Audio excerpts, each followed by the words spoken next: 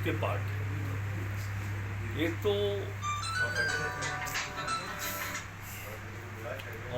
माननीय वित्त मंत्री ने कहा, भारत सरकार ने जो कहा कि हम जीएसटी में जो दरों में संशोधन कर रहे हैं उससे निम्न और मध्यम वर्गीय परिवार को फायदा पहुंचेगा।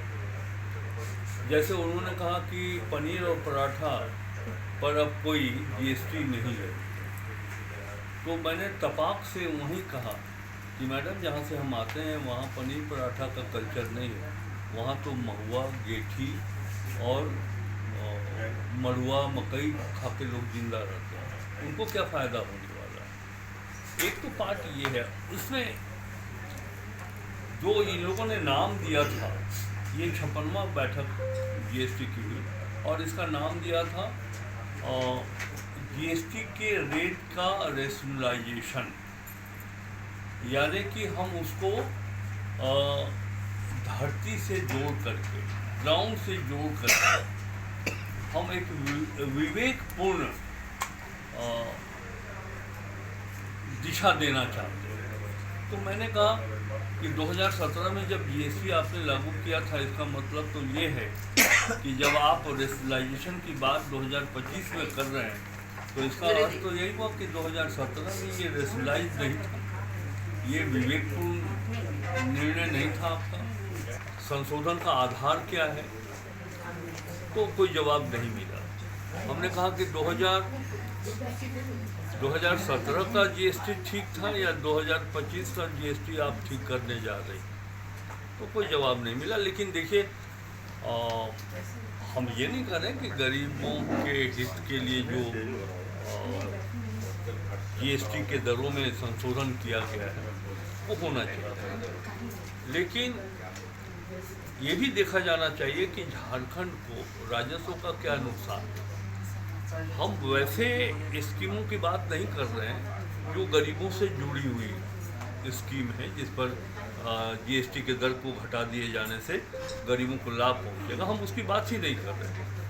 हम 2000 करोड़ रुपये झारखंड को नुकसान होगा ऑटोमोबाइल सेक्टर में और सीमेंट सेक्टर। तो जो आकलन हमने किया है उस बैठक में जाने के पहले जो अध्ययन हमने किया, रिव्यू किया, तो उससे यही पता चला है कि लगभग 1800 से 2000। तो मैंने कहा कि चूँकि प्लानिंग डिपार्टमेंट के भी ये विभाग में मेरे अंतर्गत आता है, तो मैंने कहा कि इन योजनाओं का लाभ, जो राशि आपको मिलती है अनाबद्ध की राशि, इन योजनाओं का लाभ ऐसे सुदूरवर्ती क्षेत्र तक भी पहुँचाने की कोशिश करेंगे। मेरा अपना 45 वर्षों के राजनीतिक जीवन का अनुभव ये रहा है कि जो योजनाएं सरकारी होती है वो प्रखंड मुख्यालय की इर्द गिर्द गाँव तक ही सीमित कर रह जाती है, उससे सुदूरवर्ती क्षेत्र में उसका लाभ लोग कम ले पाते हैं, या तो नहीं पहुंचता या कम ले पाते हैं। तो मैंने कहा है कि अब जैसे कल मैं गुड़ाबंधा गया था तो मुझको मवेशी के नाम पर गाय भैंस कहीं दिखाई नहीं पड़ा, बकरियां दिखाई पड़ी, लेकिन कहीं 2-4 भी नज़र आनी चाहिए थी, गाय और भैंस कहीं दिखाई नहीं पड़ा। तो मैंने पशुपालन पदाधिकारी को बुला के पूछा और कहा भी कि वैसे क्षेत्र में आप तालाब दीजिए, दुग्ध उत्पादन के लिए गाय भैंस दीजिए।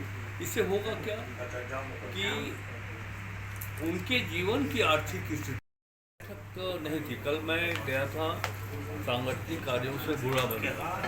भैया थोड़ा आप चुप रहिएगा। क्योंकि मैं पलामू जिला से आता हूं, तो हम जानते हैं कि जो इंटीरियर हैं, पहाड़ के नीचे गांव हैं, उग्रवाद प्रभावित गांव रह चुके हैं या वो क्षेत्र उग्रवाद प्रभावित रह चुका है, वैसे गांव में मुझको लगा कि कुछ डेवलपमेंट का काम हो जाए तो लोगों को हमारी लोकतांत्रिक व्यवस्था के प्रति विश्वास बढ़ेगा। और मैं समझता हूँ कि उग्रवाद को पूर्ण रूप से समाप्त करने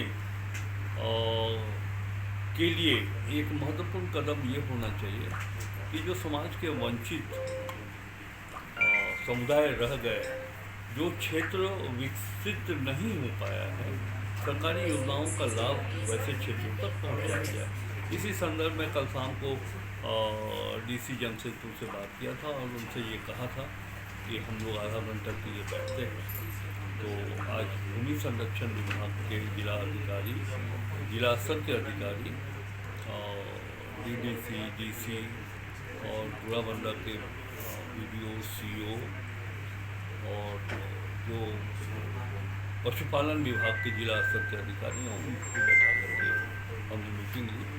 हमारी जिला योजना के अधिकारी भी थे। जिला योजना दूसरे राज्यों में होता है, प्रति वर्ष कितना स्टील का खपत दूसरे राज्यों को होता है, तो जीएसटी के अंतर्गत जिस राज्यों में कंज्यूम होता है उसको फ़ायदा होगा। हम मैन्युफैक्चरिंग स्टेट है, हमको कोई फ़ायदा नहीं हो रहा है। और आपको बताएं कि लगभग 78 to 80% कोयला और स्टील दूसरे राज्यों में जाता है। मैन्युफैक्चरिंग हमारे यहाँ होता है और जाता है दूसरे राज्यों। तो लॉजिकली हम तार्किक दृष्टिकोण से कहा कि देखिए, झारखंड को जो नुकसान हो रहा है, या झारखंड ऐसे कई ऐसे प्रदेश है जैसे हिमाचल प्रदेश है, छत्तीसगढ़ है, तो इन राज्यों को जो नुकसान होगा वो आप कंपनसेशन दीजिए। तो हमारे यहाँ 2000 करोड़ का नुकसान है, 2000 करोड़ रुपये हमारे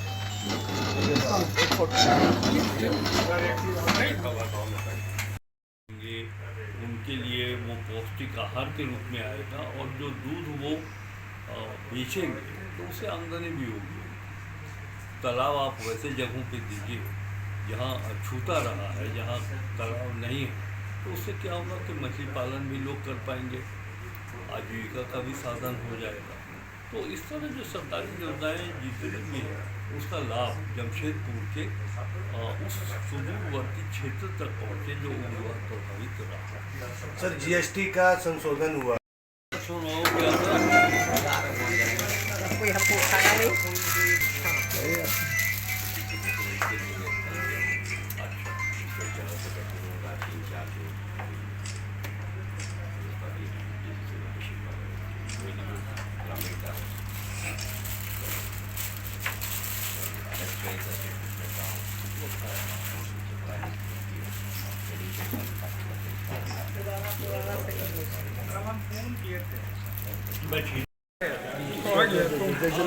बोलो ना आज भैया पीछे पीछे पीछे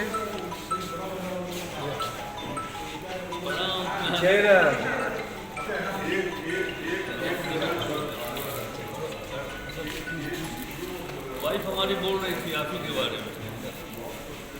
चलो बैठ